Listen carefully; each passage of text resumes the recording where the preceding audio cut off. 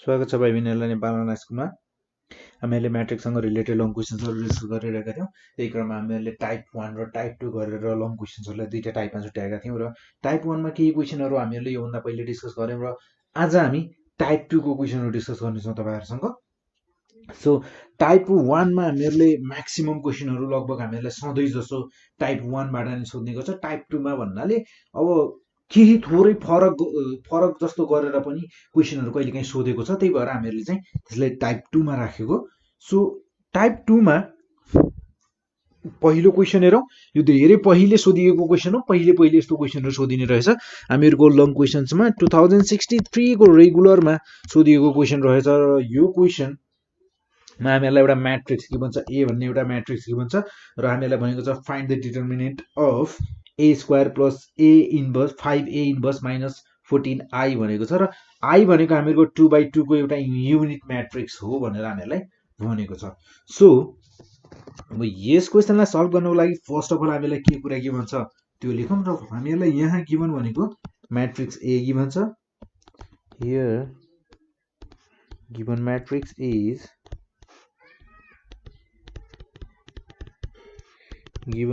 Is हामीहरूलाई given छ ए भन्ने म्याट्रिक्स गिभन छ र यसको एलिमेन्ट्सहरू छन् हामीहरूको 3, 5, 1 and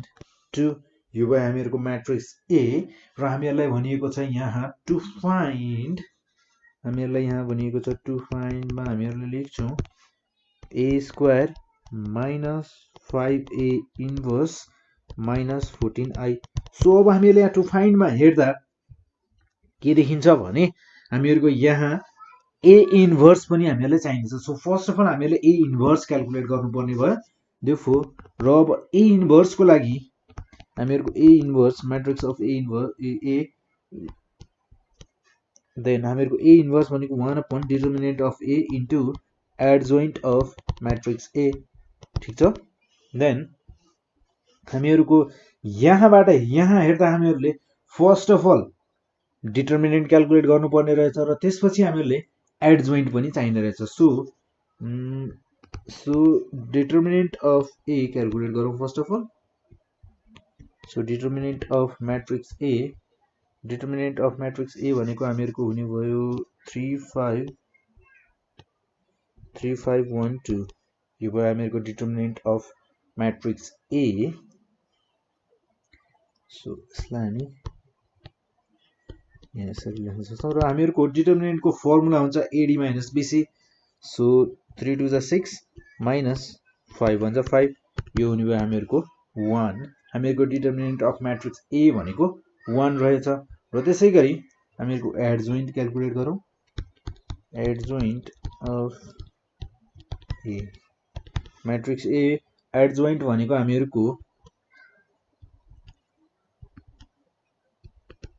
minus B minus C.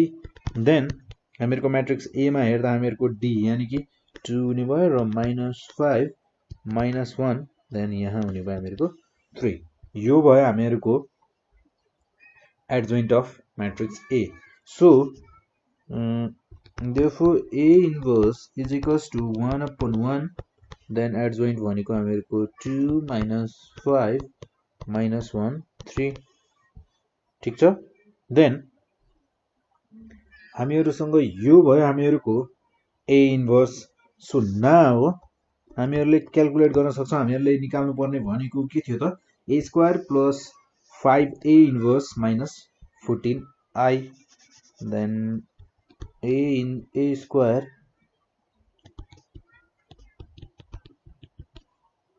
Plus 5a inverse minus 14i। ठिक छ। देन हामीहरूसँग म्याट्रिक्स ए को स्क्वायर भनेको हामीहरूको 3 5 1 2 को स्क्वायर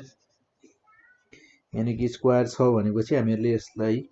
3 5 1 2 एउटा र त्यसै गरी 3 5 1 2 गरेर यसरी 2 टाइम्स लेख्न सक्छौँ। देन प्लस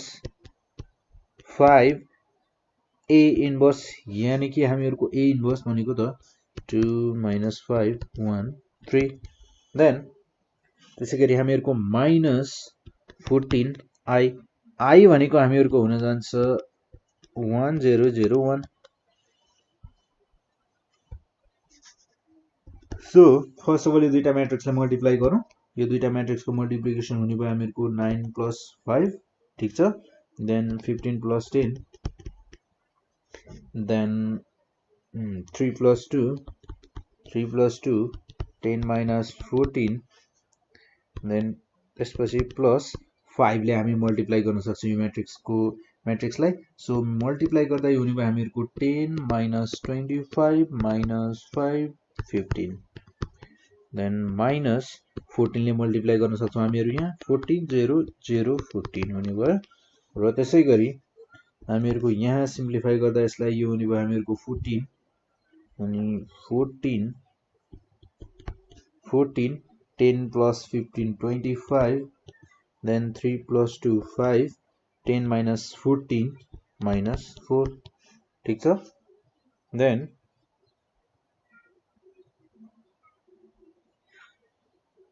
यहाँनिर एउटा मिस्टेक भएछ यहाँनिर हामीहरुको हुन्छ 5 + 4 10 लेखेछु त्यहाँ 5 + 4 सरी यहाँनिर 9 लेख्न सक्छौं हामी यो हुने भयो हामीहरुको 5 + 4 9 then plus 10 - 25 -5 15 then minus 14 0 0 14 so अब हामीहरुको यो तीनटैलाई सिम्प्लिफाई गर्दा हामीहरुको यहाँ हुने भयो 14 plus 10 plus minus 14 ठीक छ then हामीहरुको 25 plus into minus 25 minus 0 ठीक छ then 5 plus into minus 5 minus 0 then 9 plus 15 minus 14 then यो हुने भयो हामीहरुको यहाँ हामीहरुको 0 हुने भयो र यहाँ पनि 0 हुने भयो र त्यसैगरी 10 plus 14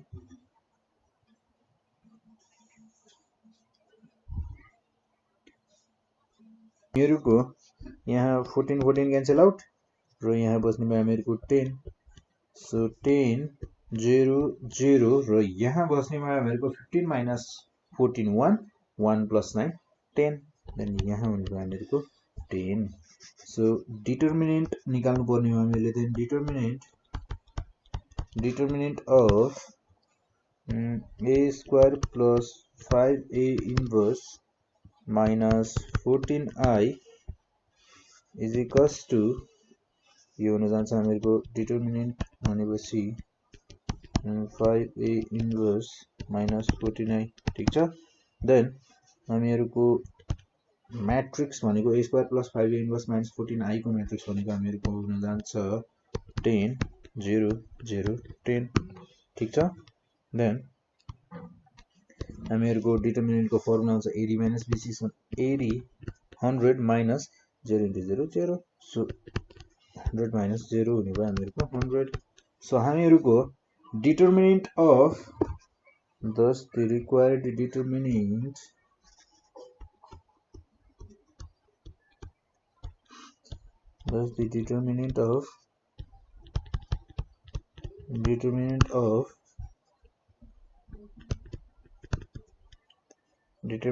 of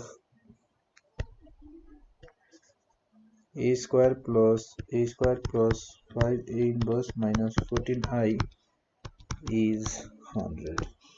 हामीहरुको 100 रहेछ र त्यसैगरी एउटा अर्को क्वेशन हेरौं हामीहरुको 2064 को रेगुलरमा सोधिएको रहेछ यो 2063 मा सोधिएको थियो भने अर्को क्वेशन छ हामीहरुसँग 2064 रेगुलरमै सोधिएको क्वेशन छ सो क्वेशन हामीहरुको छ if m is equals to 3 4 then minus 2 5 ठीक छ and n is equals to 2 1 minus 1 3 so find the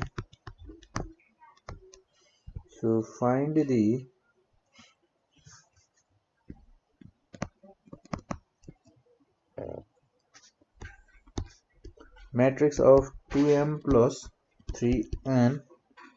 को ट्रान्सभर्स हामीहरुको 2m + 3n इन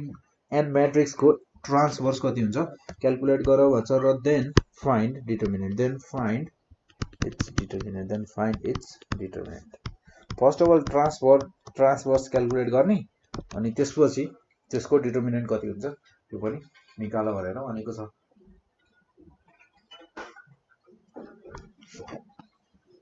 सो हामीहरुको यहाँ फर्स्ट अफ अल हामीलाई गिवन भनेको m र n दुईटा म्याट्रिक्स गिवन छ फर्स्ट अफ अल त्यो लेखौं then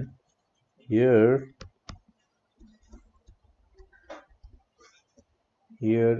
m is equals to 3 4 minus 2 5 then हामीहरुसँग and n is equals to हामीहरुसँग 2 1 minus 1 3 so therefore 2m plus 3n is equals to 2 3 4 minus 2 5 ठीक छ then plus 3 2 1 minus 1 3 then हामीले 2 ले multiply गरौं simple छ हामीहरुको यो question so 8 minus 4 so 10 plus 6 3 minus 3 9 then यो दुईटा matrix को एडिसन गर्न सक्छौं हामी 6 plus 6 8 plus 3 minus 4 minus 3 10 plus 9 easy छ so यो भने भयो हामीहरुको 12 plus 11 8 plus 3 11 then minus 3 minus 4 यो भने भयो हामीहरुको minus 7 10 plus 9 19 यो भयो हामीहरुको matrix 2m plus 3n matrix therefore 2m plus 3n is equals to this so और हामीहरुलाई यसको त यो चाहिँ मैट्रिक्स हैन हामीहरुलाई यसको ट्रान्सभर्स चाहिएको देन यसको ट्रान्सभर्स भनेको हामीहरुको हुन जान्छ 12 minus 7 11 then 19 सिम्पल हामीहरुको C र D सफल गरेका छौं यहाँ ट्रान्सभर्स निकाल्न हामीहरुलाई गाह्रो भएन सो नाउ determinant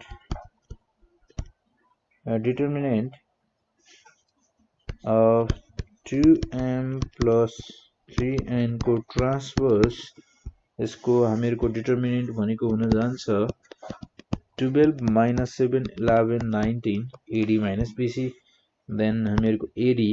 12 into 19 भनेको हामीहरुको हुन जान्छ 1938 so 228 plus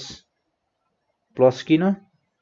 प्लस भन्दा पनि म यहाँनिर माइनस नै लेख्छु minus 11 into 7 77 so minus 77 minus into minus plus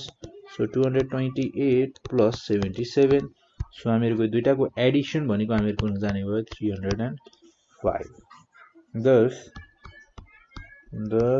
the required value is 3m plus 3n को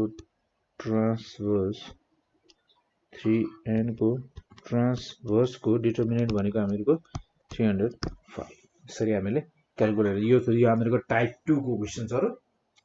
सो यदि तपाईहरुलाई यदि केही समस्या छ कुनै पनि टपिकमा भने तपाईहरुले नेपाल अनलाइन स्कुलमा कन्ट्याक्ट गर्न सक्नुहुन्छ र त्यसैगरी तपाईहरुले आफूभन्दा सिनियरहरुलाई पनि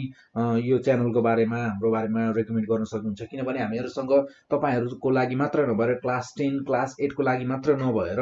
11 12 को लागि मात्र नभएर हामीहरुसँग ब्याचलर्स को लागि पनि कन्टेन्टहरु छ च्यानलमा तपाईहरुले प्लेलिस्टहरु चेक गर्न सक्नुहुन्छ र त्यसैगरी मास्टर्सहरुको लागि पनि विस्तारै तयार भइरहेको छ तपाईहरुले दाइ दिदीहरुलाई पनि रेकमेन्ड गर्न सक्नुहुन्छ र तपाईहरुले पनि बिस्तारै पछि तपाई पढ्दै जाँदा